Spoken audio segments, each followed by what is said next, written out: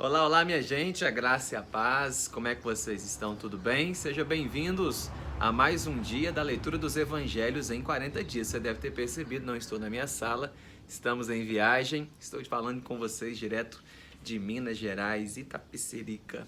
É muito bom estarmos juntos, vamos seguir firmes aí, faltam poucos dias para a gente terminar, estamos já no dia 35.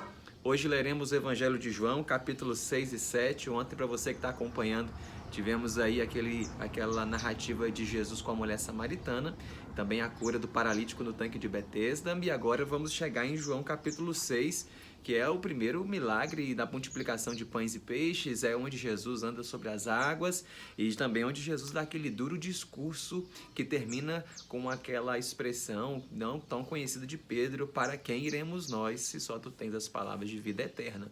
Vem comigo em mais um dia da nossa leitura dos Evangelhos em 40 dias, hoje começando com João, capítulo de número 6. Seja preparado, vamos firmes em mais um dia da nossa leitura. João, capítulo 6. Algum tempo depois, já de volta a Cafarnaum, Jesus tomou um barco e foi para o outro lado do mar de Tiberíades, chamado também de Mar da Galileia. Jesus foi seguido por muita gente vinda de várias cidades da região. Todos estavam maravilhados com as curas que fazia. Ele se afastou para um monte perto dali, onde permaneceu com seus companheiros. Enquanto isso, em Jerusalém, os judeus preparavam a Páscoa. Ao descer do monte, Jesus viu uma grande multidão se aproximando. Ele ficou preocupado porque era tarde e as pessoas certamente estavam com fome. Então chamou Filipe, que era de Betsaida, naquela mesma região, e perguntou: aonde vamos comprar pão para essa gente toda comer? A pergunta de Jesus era para saber se podia contar com Filipe, que respondeu: impossível, mestre. Não conseguiríamos nem se tivéssemos dinheiro suficiente para comprar todo o alimento necessário. Nesse momento, outro seguidor, André, que também nascera em Betsaida e era irmão de Simão Pedro, entrou na conversa. Bem, eu vi um garoto que trouxe 5 pães de cevada e 2 peixes pequenos, mas isso só dá para ele. A ação de Jesus foi surpreendente. Como o terreno em que estavam era todo gramado, ele ordenou: mandem que todos se assentem no chão. Sentaram-se todos perto de 15.000. Lembrando que aqui, em outras versões, traz aí o número de 5.000, porque não se contavam crianças, né, e mulheres, e aqui o autor já traz uma quantidade já maior de 15.000, que era aproximadamente. Jesus pegou os pães entregues pelo garoto, agradeceu ao Deus eterno e os distribuiu. E depois fez o mesmo com os peixes. Todos comeram à vontade. Quando todos se alimentaram, Jesus deu outra ordem aos seus companheiros: peguem o que sobrou para que não haja nenhum desperdício. Quando contaram, notaram que era 12 cestos com sobras.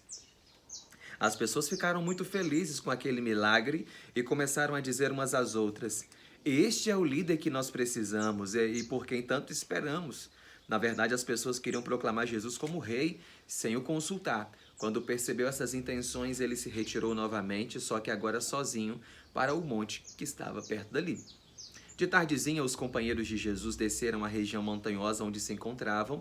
Eles precisavam voltar de barco para suas casas em Cafarnaum, localizada do outro lado do mar de Genezaré, mas conhecido como Mar da Galileia. Anoiteceu e Jesus não estava com eles. Uma ventania muito forte começou a soprar e a formar ondas perigosas. Seus companheiros não paravam de remar, mas a travessia estava difícil. E depois de várias horas de navegação e uns 5 quilômetros percorridos, estavam no meio do mar, bem longe ainda da praia. De repente, viram Jesus andando sobre as águas, vindo na direção deles. E eles ficaram apavorados. Jesus chegou ainda mais perto e se identificou: sou eu, Jesus. Para os tranquilizar, acrescentou: não tenham medo. Em seguida, Jesus subiu no barco, onde foi recebido com muita alegria por todos. Com Jesus no barco, a viagem prosseguiu tranquila até o seu destino, em Cafarnaum, onde desembarcaram. Depois de ter multiplicado os pães e os peixes e andado sobre o mar, Jesus continuava sendo procurado pela multidão, que não se dispersara. Muitos estavam perto de onde Jesus tinha orado e feito milagre. No entanto, quando olharam para a praia, viram apenas um barquinho que levava os companheiros de Jesus, menos ele. E então começaram a procurar por ele ali mesmo. No dia seguinte, retornando em seus barcos, chegaram a Cafarnaum e ali o encontraram. E curiosos, perguntaram: mestre, quando foi que chegaste? Jesus respondeu: Eu sei porque vocês estão à minha procura. Não foi por causa da minha mensagem, mas por causa do milagre dos pães que vocês comeram e se satisfizeram. Meu desejo é que vocês não fiquem correndo atrás de comida. O mais importante não é a comida que se estraga, mas é a comida que alimenta para sempre, saciando de uma vez por todas. A vida eterna é a comida que eu quero dar a vocês, conforme o desejo do Pai eterno, claramente demonstrado por meu intermédio. Alguns responderam com uma pergunta: o que o Deus eterno nos manda fazer? Jesus afirmou: Ele espera que creiam nele, porque ele que me enviou a vocês. E ouvindo isso perguntaram: mas que milagre farás para que creiamos em ti? Lemos nas Escrituras o que Moisés fez quando alimentou o povo com o pão descido do céu. Consegues fazer a mesma coisa? Jesus respondeu: vocês estão enganados. Não foi Moisés que fez descer o pão do céu para aquela gente toda, foi o Deus eterno que é o meu Pai. E agora eu sou o alimento que desce dos céus e faz a vida ter sentido. Então eles disseram: mestre, queremos comer sempre desse pão. E Jesus explicou um pouco mais. Vamos lá, eu sou o pão da vida. Primeira menção de Jesus dos 7 eu sous no Evangelho de João, ele diz: eu sou o pão da vida. Por isso, quem me segue jamais terá fome, quem crê em mim jamais terá sede. Eu já disse isso, mas vocês não aceitam. Embora eu esteja frente a frente com vocês, eu vim para ser o pão que todos os que creem comam e se saciem para sempre. Recebo com alegria, sem deixar ninguém de fora. A todos os que vêm a mim em busca do pão vivo, que sou eu. Jesus acrescentou: eu vim do céu para fazer o que o meu Pai eterno me enviou para fazer. E ele deseja que eu receba a todos nesta vida e também a vida após a morte. Pela vontade do Deus eterno, todo aquele que me conhece e crer em mim tem a vida eterna, que começa agora e prossegue após a morte. Quando Jesus disse que era o pão que desceu do céu, aqueles que o acompanhavam para o vigiar começaram a reclamar. Como ele pode dizer que desceu do céu se nós bem sabemos que seu pai se chama José e Maria é a sua mãe? Jesus respondeu: parem de resmungar, venham aprender comigo. Lembrem-se do que disse o profeta em Isaías 54:13: todos os que são filhos de Deus serão ensinados por ele. Todo aquele que me conhece, todo aquele que conhece as Escrituras sabe quem eu sou e me segue, e todo o que me segue vive eternamente. Quem quer conhecer verdadeiramente o Pai eterno precisa me seguir, mostrando que o conhece de verdade. Jesus repetiu: quem crê em mim viverá para sempre, porque eu o ressuscitarei no final dos tempos. Eu sou o pão da vida. Seus antepassados comeram o pão quando estavam no deserto e morreram. O mesmo acontece com quem come o pão vivo que desceu do céu. O mesmo não acontece. Eu sou este pão vivo. Quem o comer não morrerá espiritualmente, porque viverá para sempre. Eu ofereço a minha própria vida em favor dos seres humanos para que possam viver plenamente. A discussão continuou. A pergunta que eles faziam entre si era a seguinte: será que ele vai morrer em nosso lugar? Isso não faz nenhum sentido. Jesus respondeu: não há outro jeito. Se vocês não entenderem o que farei por vocês ao morrer na cruz, não terão vida. Quem aceitar o sacrifício que farei terá a vida eterna, porque será ressuscitado por mim no final dos tempos. Eu sou a única possibilidade para a salvação.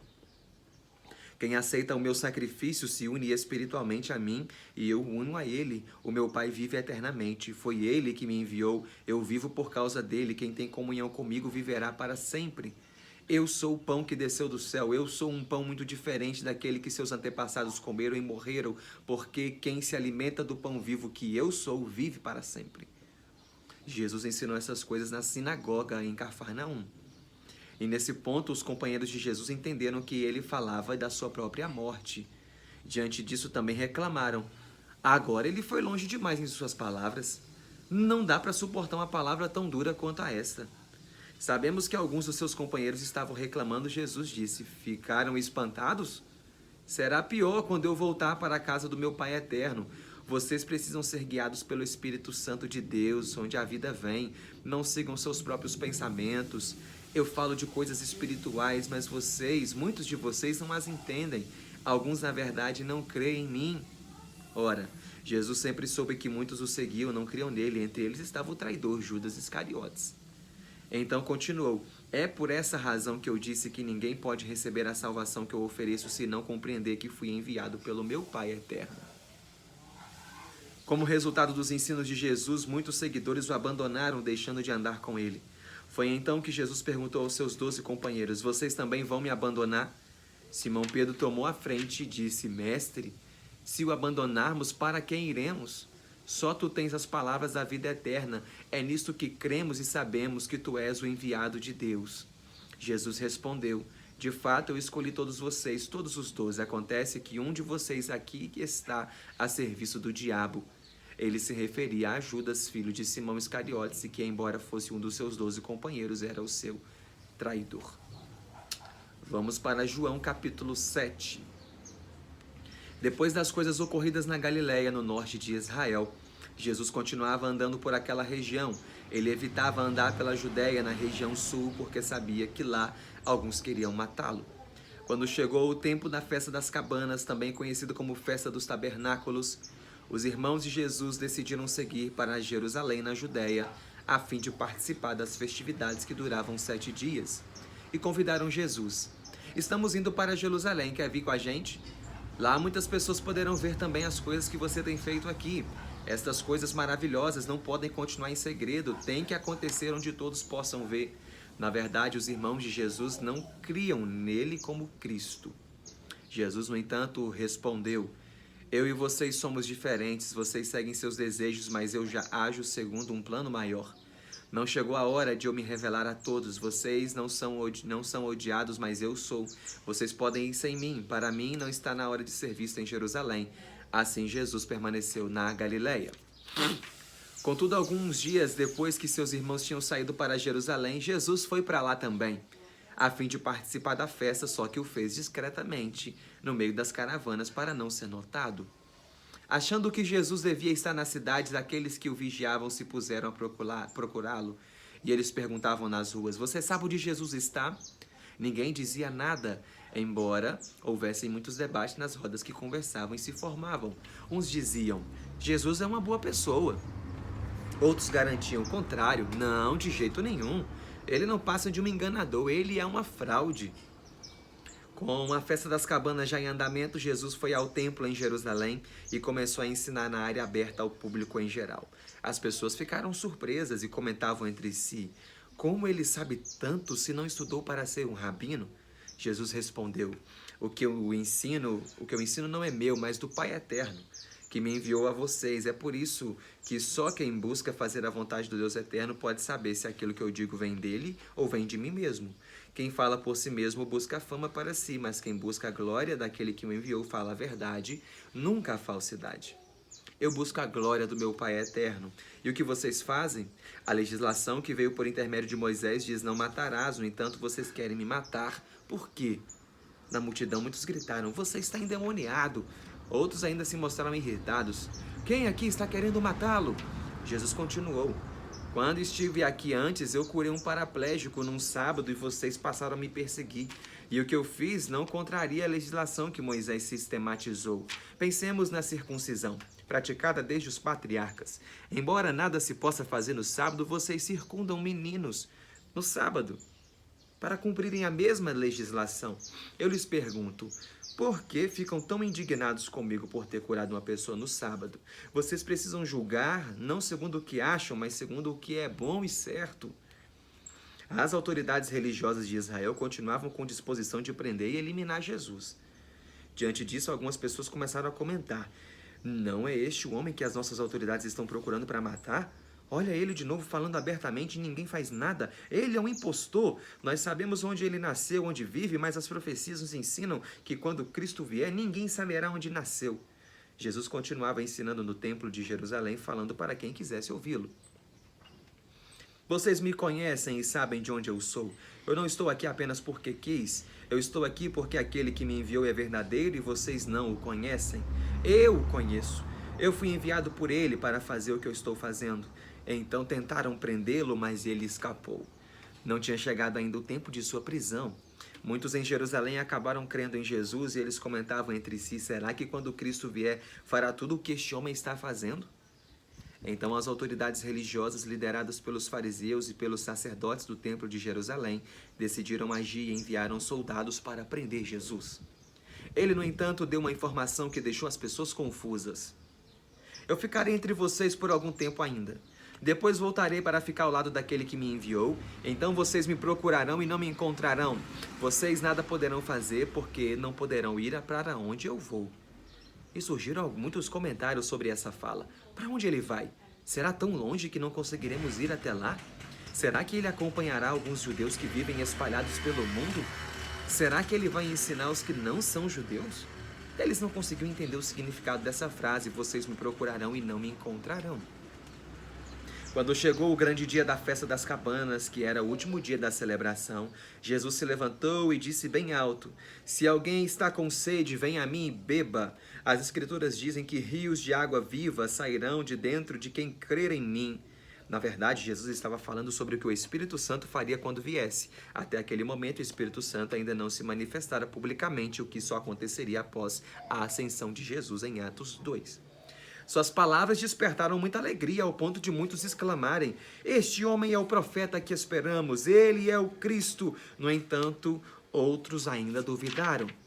Não, o Cristo não virá da Galileia, e ele é de lá. As escrituras são claras: o Cristo é um descendente de Davi e nascerá na cidade de Belém, de onde Davi era, não de Nazaré.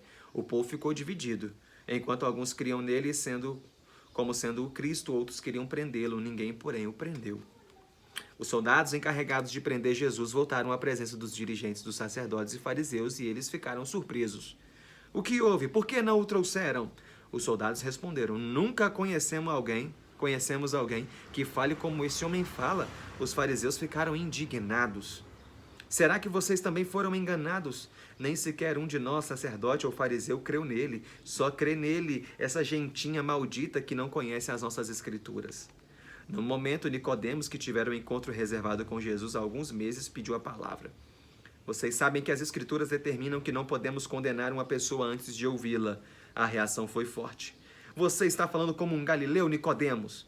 Você sabe que a Galileia nunca vai nos dar um profeta. Quando a reunião terminou, todos os participantes foram para casa. E assim terminamos João capítulo 6 e capítulo 7.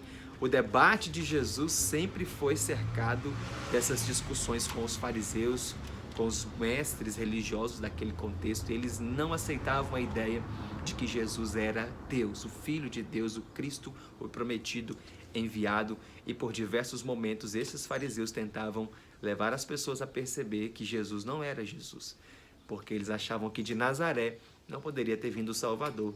E Jesus veio de Nazaré, Nazareno, ele veio da Galileia, veio de Belém, para que se cumprissem as Escrituras. Jesus é o Filho de Deus. Amanhã leremos João capítulos 8 e 9 no nosso dia 36. Amanhã tem mais um episódio dessas discussões envolvendo uma pessoa, um milagre, assim como o paraplégico no tanque de Betesda. Amanhã veremos a mulher adúltera. Eu espero por você para mais um dia da nossa leitura dos Evangelhos em 40 dias. Que Deus te abençoe, um ótimo dia, ótima tarde, ótima noite, independente do horário que você estiver fazendo essa leitura. E até amanhã.